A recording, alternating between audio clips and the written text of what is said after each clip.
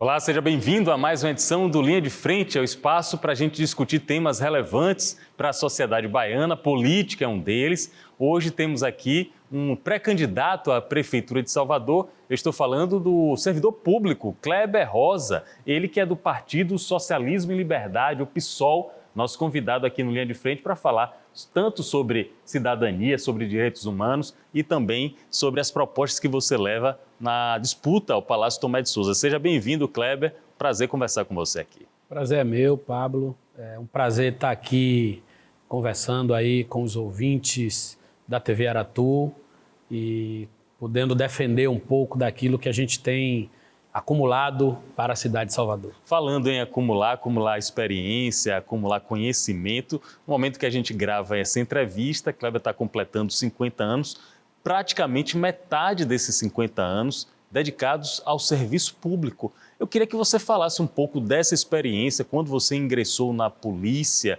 o que é que você percebeu de antes, quando você ingressou, para hoje, como está o trabalho no serviço público? Primeiro, falar que é desafiador exercer a função de um investigador de polícia numa perspectiva humanitária, numa perspectiva de garantia de direitos humanos. A gente sabe que a segurança pública ela é uma pauta muito articulada com a própria produção da violência, muito crítica pelos próprios movimentos sociais, pela sociedade de uma forma geral. Então, para mim, foi muito desafiador estar nesse lugar e encontrar um lugar possível de uma ação que, de fato, fosse em defesa da nossa população, em benefício da nossa população. Não foi difícil achar esse lugar, porque na prática, na real, né, o papel da polícia é o papel de garantidor de direitos, né? Então, quando a gente entende essa perspectiva, a gente percebe a importância da instituição policial, na própria manutenção do Estado Democrático de Direito, na proteção das pessoas. Eu trabalhei muitos anos na DEAN, que é a Delegacia Especializada de Atendimento à Mulher, pude exercer ali, né, de forma muito prazerosa uma ação em que o resultado é muito imediato e é muito objetivo. Então, para mim, foi muito satisfatório cumprir toda essa etapa. Hoje eu estou com 24 anos como investigador da polícia e 22 anos como professor. Eu também sou professor da rede pública, né? Atuo como professor de sociologia. Tenho atuado principalmente na educação de jovens e adultos, que é um segmento muito importante da educação, sobretudo quando a gente vê os números da evasão escolar, o número do analfabetismo. Recentemente saiu uma pesquisa, inclusive... que coloca a Bahia numa situação desfavorável de quantidade de números absolutos, mais de 1 milhão, praticamente 1,5 milhão de baianos não sabem ler e escrever. A Bahia em 9º lugar em percentual no país, mas esse número absoluto chama muita atenção. E o que você está colocando, eu estou percebendo que você coloca como uma necessidade de, no EJA, a gente conseguir diminuir um pouco essa lacuna, não é isso, Kleber? A educação de jovens e adultos é uma modalidade de educação que é voltada para um público, né, que não teve o seu percurso pedagógico garantido, né? Teve um percurso pedagógico interrompido, ou não teve acesso, ou teve um acesso interrompido. E, no entanto, os números do analfabetismo na Bahia e em Salvador, eles são reveladores da ausência de uma política séria voltada para atender a esse público. A gente viu que no final do ano de 2021, início de 2022, a Secretaria Municipal de Educação, né, aqui de Salvador, fechou 42 escolas de educação de jovens e adultos. A justificativa foi: as escolas estão vazias, tem poucas pessoas na sala de aula, termina tendo um número de professores muito grande, prédios demais para um público de menos. Agora, veja como isso é uma concepção que não está alinhada com a demanda real. O público da EJA, né, da Educação de Jovens e Adultos, não é só quem está na escola, mas principalmente quem está fora da escola. Ou seja, quando você fecha porque supostamente você tem pouco aluno, você está ignorando esses milhões que estão do lado de fora e que precisa ser atraído para a escola. Então, não tenho dúvida que esses números que a Bahia apresenta, né, eles são reveladores da ausência de uma política séria de enfrentamento ao analfabetismo. É importante, eu estou conversando com o Kleber Rosa, é importante ele mencionar isso, porque quando a gente fala, muitas vezes até a imprensa, a mídia, quando fala assim, 1.600.000 pessoas analfabetas, às vezes dá a impressão que essas pessoas já são caso perdido. Não tem mais como alfabetizar essas pessoas, vão partir para as próximas gerações. E não é isso que você está dizendo, né? Não é isso. Nós temos, já existe a modalidade, que é a educação de jovens e adultos, normalmente é educação noturna, né? Para a gente que atua como professor, a gente lida com pessoas de todas as faixas etárias, né? Dos 18 aos 70 anos. Tem muita gente que deixou de estudar porque precisava dar o suporte para os filhos. E aí agora os filhos estão criados, muita gente já estudou, já se formou, e a pessoa vê na educação, né, uma oportunidade de retomar e tal. Então, quando a gente vê escolas fechando, eu, por exemplo, eu posso falar muito da minha experiência própria. Eu estou sempre mudando de escolas. Por que eu estou sempre mudando? Porque você chega numa escola, existe um critério que é o seguinte: o professor mais novo, caso perca o local ali, que tiver menos turmas, né, é remanejado. Ele é remanejado, ou seja, eu estou sendo o tempo todo remanejado. Atualmente você para está outras no escolas. Manuel Devoto? Fui lotado recentemente no Manuel Devoto. Mas o que é que eu quero chamar a atenção? Que parte desse meu deslocamento são de escolas que fecharam. Posso contar aqui facilmente 4 escolas que eu trabalhei que fecharam e eu saí porque fechou. Ou seja, como é que a gente tem, né, um número gigantesco desse de pessoas fora da escola e a gente continua fechando escolas? Isso é uma realidade do Estado e isso é uma realidade da Prefeitura de Salvador. Então, ter um olhar voltado para a garantia de educação precisa ser responsabilidade, né, dos nossos gestores, sob pena da gente amargar com esses números. Eu estou conversando aqui com ele, que é pré-candidato pelo PSOL à Prefeitura de Salvador, mas também é cientista social e servidor público, ou seja, dá uma gama de assuntos que a gente pode tratar aqui no Linha de Frente com o Kleber Rosa. Antes da gente pular para o tema política, eu queria vir para a sua origem na polícia, porque na conversa aqui, antes das câmeras iniciarem a gravação, você estava mencionando, eu iniciei muito jovem, 20 e poucos anos na polícia, tinha até receio de andar com uma arma na cintura. O que foi isso? O que é que acontecia? Na verdade, assim, eu nunca... Muita gente sonha em ser policial, né? Eu fui para a polícia porque eu precisava trabalhar. Eu estava na universidade, meu filho já tinha nascido, meu filho hoje tem 27 anos, desempregado, então difícil você conseguir garantir o sustento de uma família, já com o peso da responsabilidade, né, de ser pai e precisar estudar ao mesmo tempo. Então, obviamente que eu fiz todos os concursos que apareceram, eu fiz, né? Então, passei para concurso de bombeiro da Polícia Militar, mas não optei. Depois fiz o concurso da Polícia Civil, fiz concurso para educação. Mesmo sem identidade com a atividade policial, muito pelo contrário, eu como ativista do movimento negro, sempre vi a polícia, inclusive, com um olhar de muita desconfiança. Por conta de como se organiza o modelo de segurança pública, né, do qual a maioria da juventude negra muitas vezes é vítima, inclusive, de abordagens agressivas, de olhares suspeitos de forma equivocada. Então, assim, a polícia nunca foi um horizonte de possibilidade.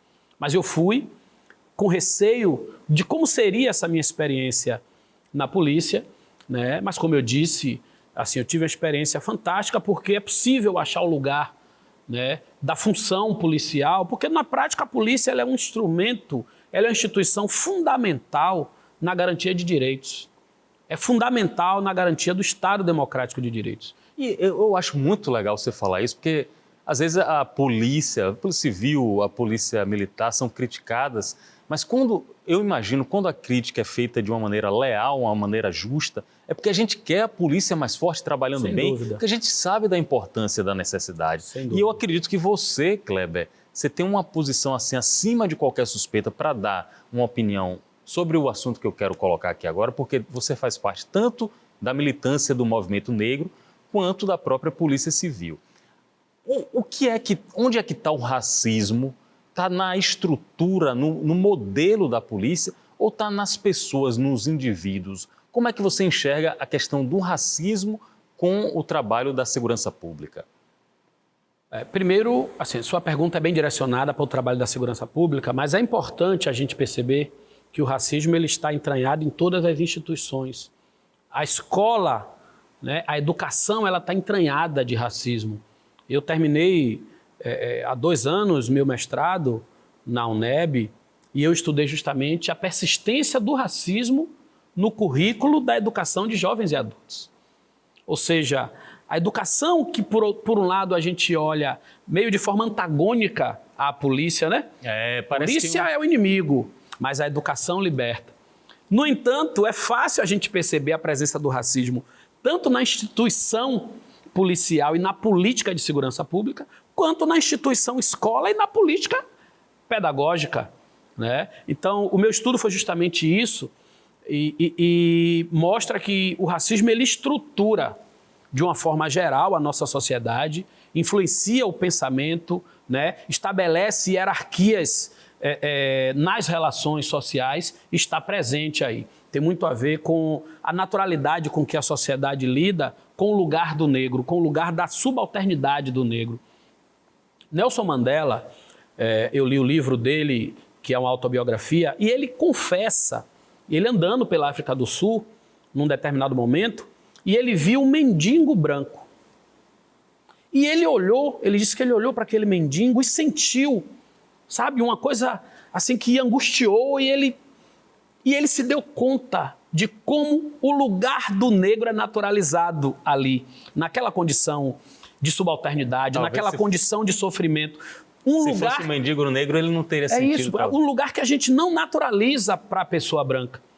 Então, esse aspecto do racismo que lida com esse lugar natural dos nossos corpos negros, seu lugar do sofrimento, seu lugar da dor, seu lugar do suor, do trabalho árduo que eu falo, do trabalho hostil, né? Tudo isso estrutura a sociedade.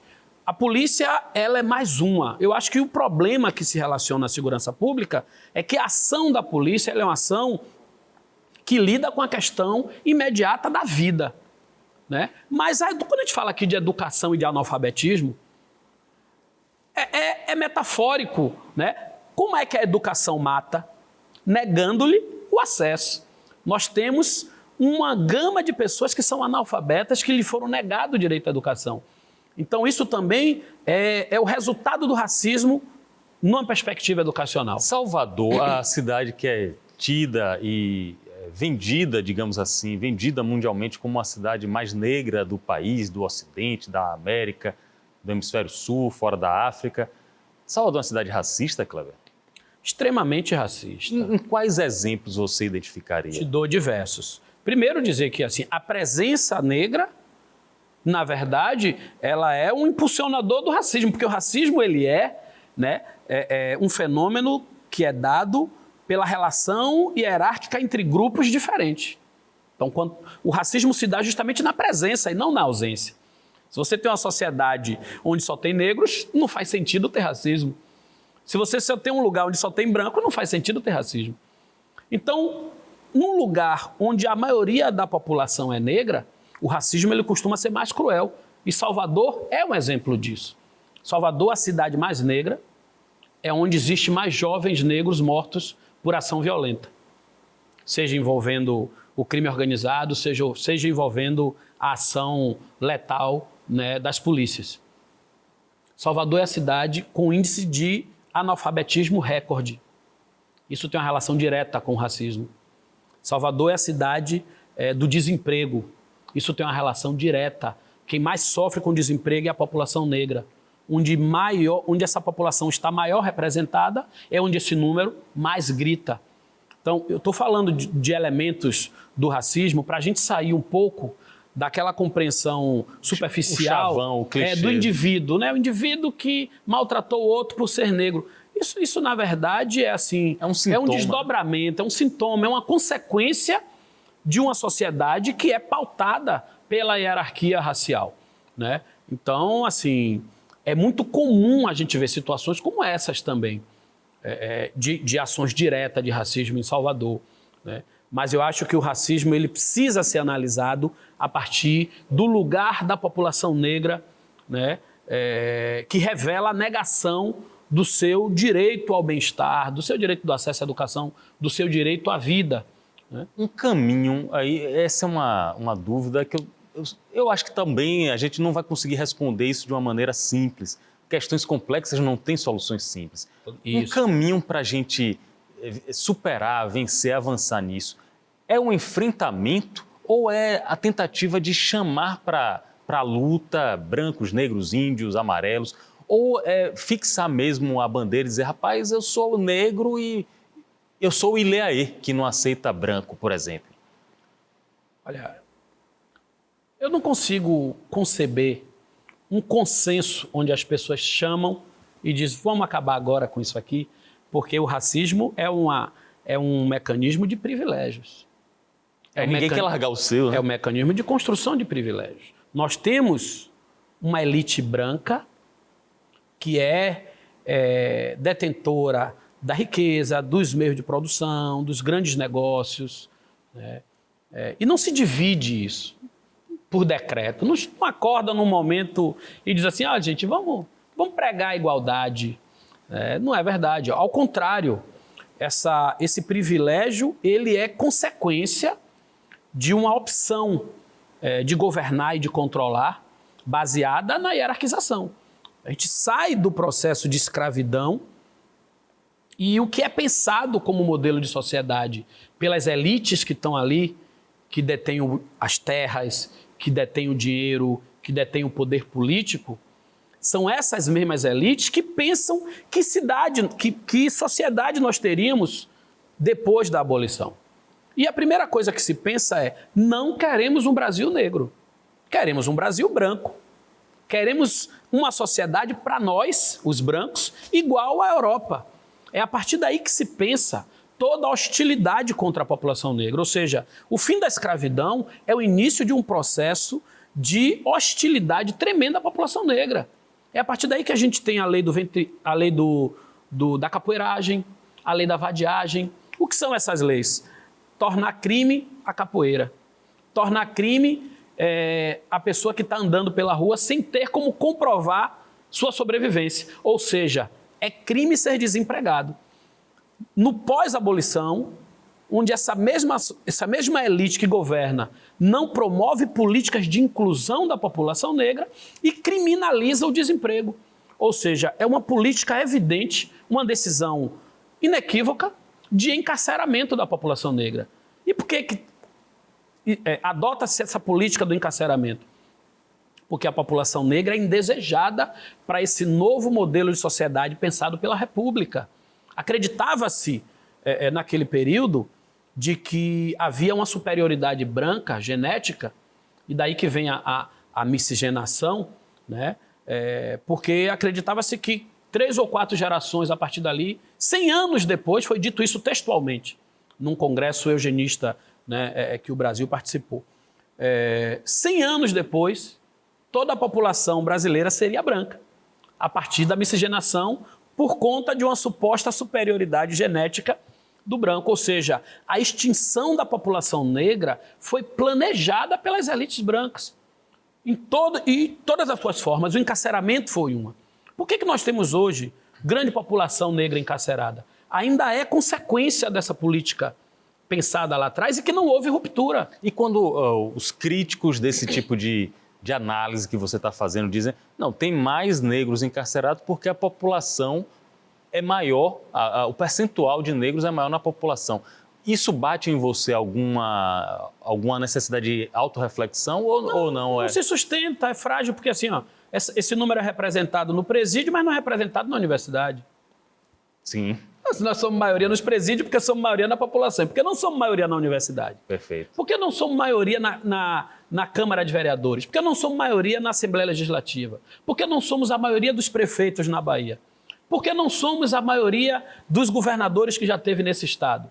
Então, esse percentual, ele só se expressa nas iniquidades, nos espaços de exclusão. Ele não se expressa nos espaços de poder. Perfeito. Kleber Rosa, cientista social, 50 anos, pai, servidor público, pré-candidato à Prefeitura de Salvador pelo Partido Socialismo e Liberdade, mestre em educação, é nosso convidado aqui no Linha de Frente. Vamos falar um pouco sobre Salvador, porque eu sei que você está se debruçando nas questões daqui da capital. Queria sua opinião e sua análise sobre, por exemplo, o transporte público de Salvador, que inclusive no momento que a gente faz essa gravação passa por uma crise que envolve até ameaça de greve. O transporte público de Salvador é deficiente? Sem dúvida nenhuma. Existem diversos aspectos possíveis da gente identificar pontos críticos na gestão municipal. E o transporte de Salvador talvez seja um dos principais que salta aos olhos. É fato que há um processo gravíssimo, né, que eu diria que há um colapso no sistema de transporte público em Salvador. A gente tem diversos problemas que envolvem isso. A integração, por exemplo, entre metrô e ônibus, ela precisa ser repensada absolutamente, porque nós temos dois sistemas que são planejados separados e forçadamente unificados. Ou seja, quem planeja o sistema de ônibus é a prefeitura. E quem planeja o sistema do metrô é o governo do estado.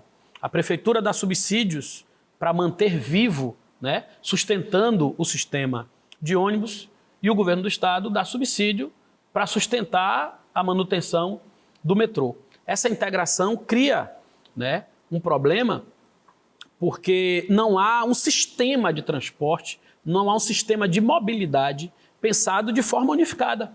Então, isso é um dos graves problemas que revela talvez a necessidade maior, que é a gente pensar a mobilidade em Salvador como um sistema, que inclusive envolve ônibus e metrô, mas pode envolver Uber também, pode envolver outras categorias de mobilidade, né, como a própria bicicleta, a motocicleta, ou seja, tudo isso precisa ser pensado. Até o direito do pedestre entra quando a gente pensa no sistema de mobilidade.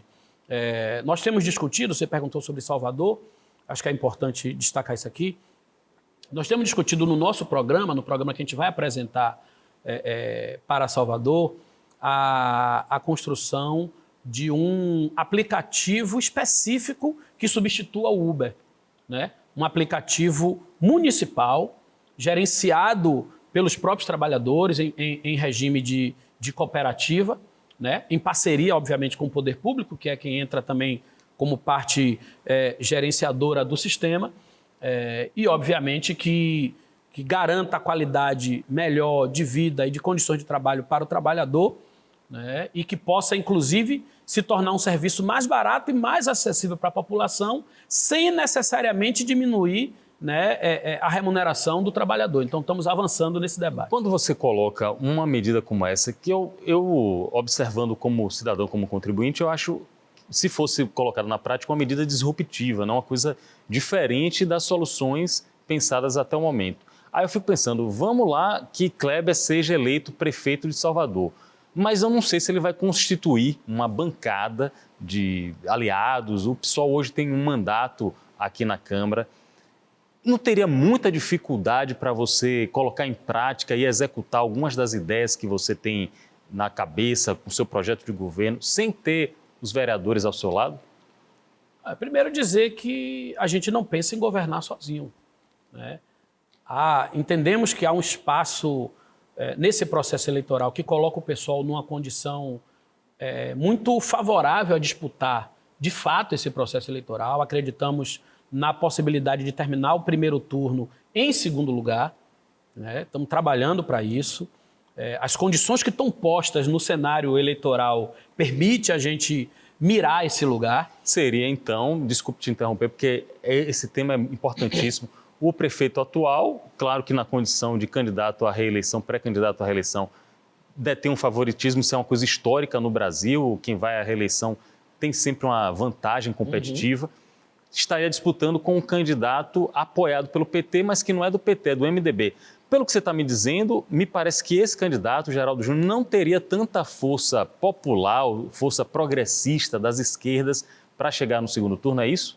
Tem um cenário posto que é a particularidade desse processo eleitoral. Pela primeira vez, o campo do governo do Estado, dirigida pelo PT, fez uma opção eleitoral que que inovou em três elementos. Primeiro, escolheu uma candidatura única, não pulverizou como costuma fazer. Não dividiu os votos. Segundo, escolheu um candidato da direita, um candidato de origem de direita, né? Ele está no campo hoje da esquerda, mas ele tem uma biografia toda associada à direita. Inclusive, passou 10 anos na gestão de ACM, né? Compôs a gestão de ACM, ele foi presidente da Câmara e foi um articulador na Câmara da política carlista, implementada nos últimos 12 anos, mas no período de 10 anos em que ele esteve lá. Então, ele é identificado com esse setor. E o terceiro que é uma chapa, né, que é um homem branco. Ou seja, nós temos 3 elementos aí que coloca a nossa chapa numa condição de particularidade significativa. Primeiro, não temos que dividir a atenção com outras figuras do campo da esquerda que têm legitimidade para disputar, como houve em momentos anteriores, a exemplo de Olívia Santana, né? Poderia ter tido agora Silvio Humberto, que pleiteou a vaga e foi negada. Isso é um elemento. E o fato de Salvador demandar, sempre demandou, por uma representatividade, né? Há um apelo popular e há um apelo da vanguarda também no movimento negro por uma representação negra na prefeitura. E esse é um debate que costuma vir à tona sempre, não à toa.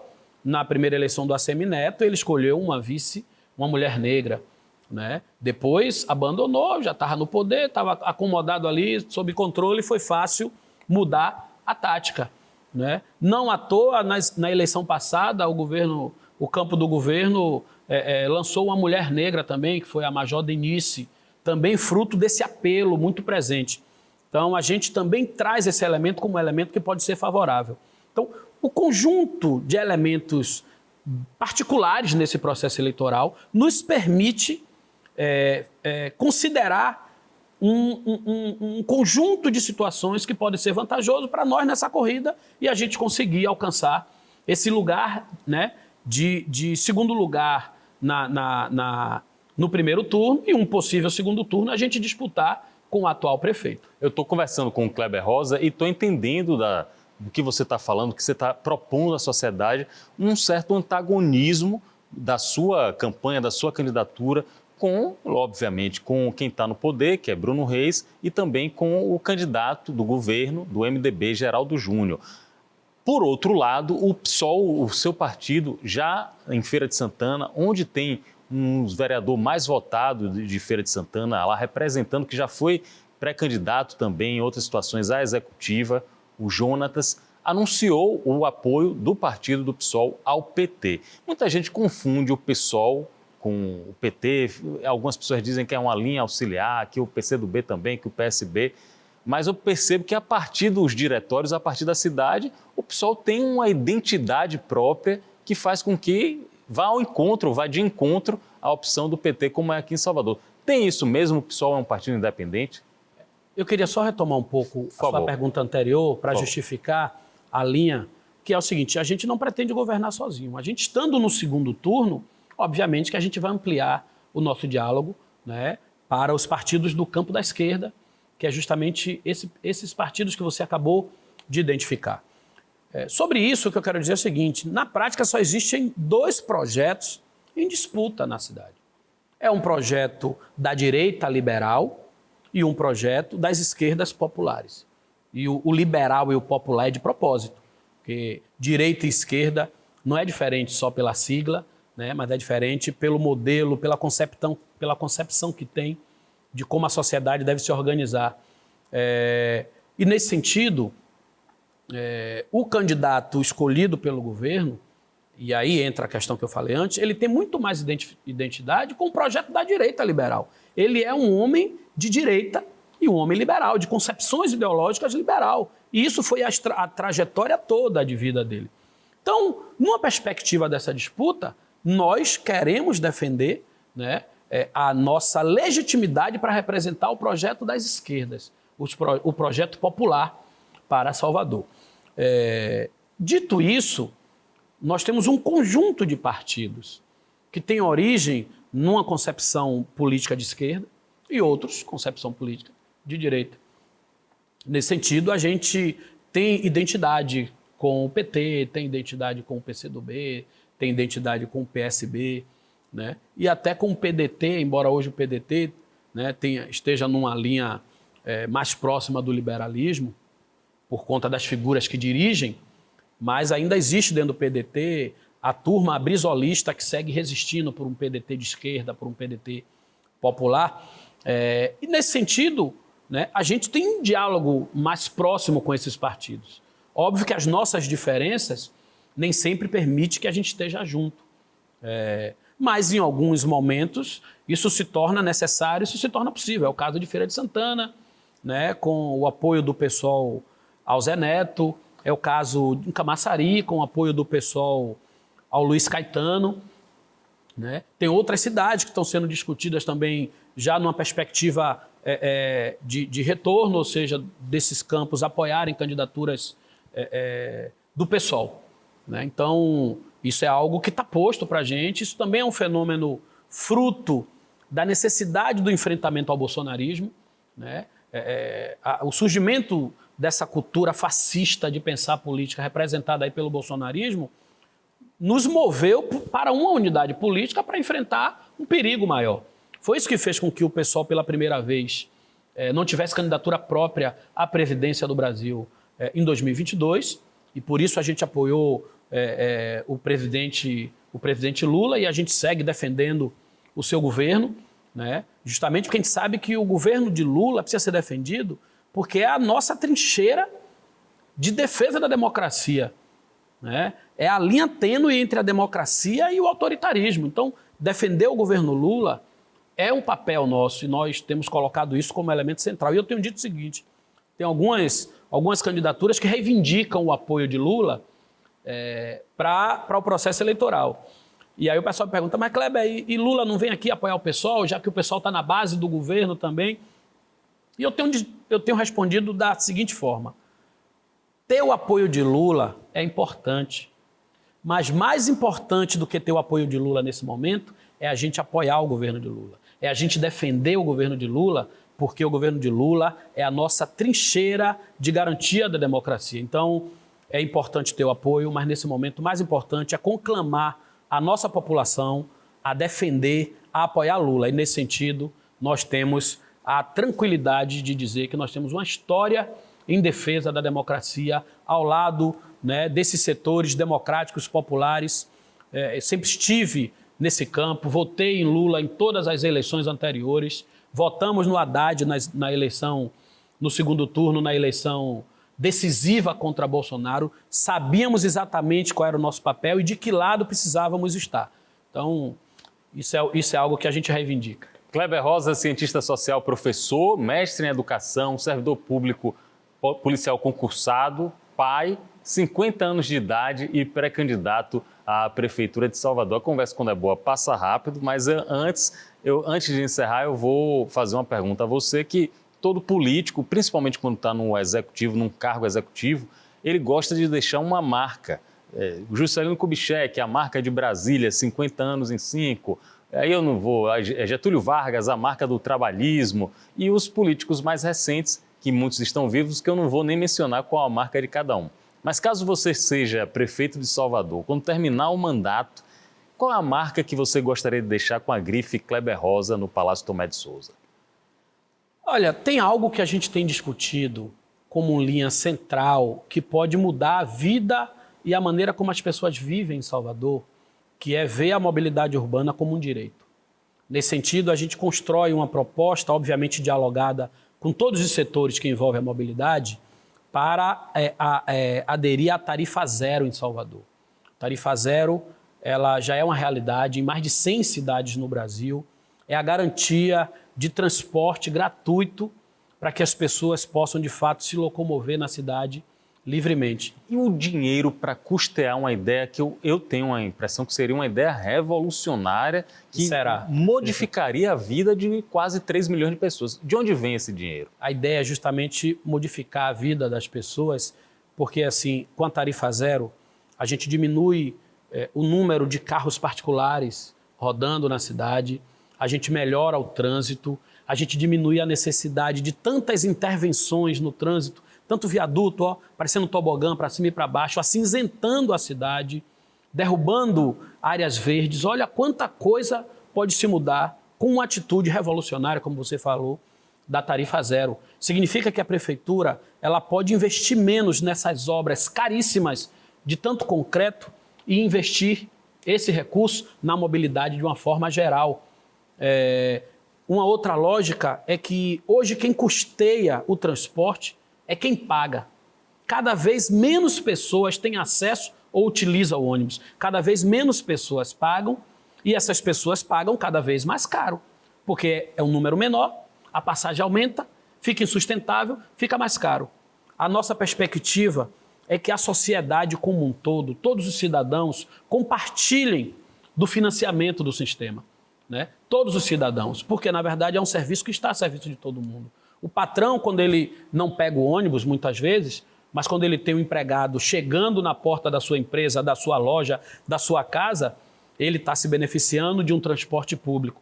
Então, o financiamento existem várias formas que estão sendo pensadas. Nós estamos planejando uma viagem para uma cidade em São Paulo para conhecer in loco o funcionamento do sistema de tarifa zero, como funciona o financiamento, como funciona a gestão. Por mais que a gente já esteja acumulando bastante estudos em torno disso, a gente quer conhecer uma experiência prática. Não vou falar agora a cidade para não gerar burburinho, mas já estamos articulando com a prefeitura local, com a Secretaria de Mobilidade Urbana do local para conhecer e poder trazer algo para a população que não pareça a venda de ilusões. Porque quando a gente fala em tarifa zero, é algo tão bom que parece a venda de ilusões, e não é, é concreto, é real, é um debate que já está sendo feito desde a década de 80 com Luiz Erundina. Existe um projeto tramitando no Congresso Nacional chamado Sistema Único de Mobilidade Urbana, onde é previsto a tarifa zero para o Brasil inteiro. Então o que eu estou falando aqui pode parecer novidade para quem está ouvindo a primeira vez, mas não é algo extraordinário, porque já existe acúmulo e já existe mais de 100 cidades no Brasil que adotaram. Essa é a marca que nós queremos deixar para Salvador, porque isso modifica a qualidade de vida das pessoas como um todo. Isso atinge a busca pelo emprego. Muita gente hoje está desempregado por morar em zonas mais distantes do centro e os empregadores preferem quem está perto, ou para não ter custo com o transporte, ou para garantir que o trabalhador vai chegar no horário, que não vai ter atraso, enfim. Então isso modifica completamente a nossa forma de viver, né? E de estar na nossa cidade, garantindo mudanças do ponto de vista ambiental e diversos outros aspectos. Kleber Rosa, 50 anos de idade, servidor público, cientista social, mestre em educação, o nosso convidado aqui do Linha de Frente, falando as perspectivas que ele tem para Salvador. Um abraço a todos e até o próximo encontro.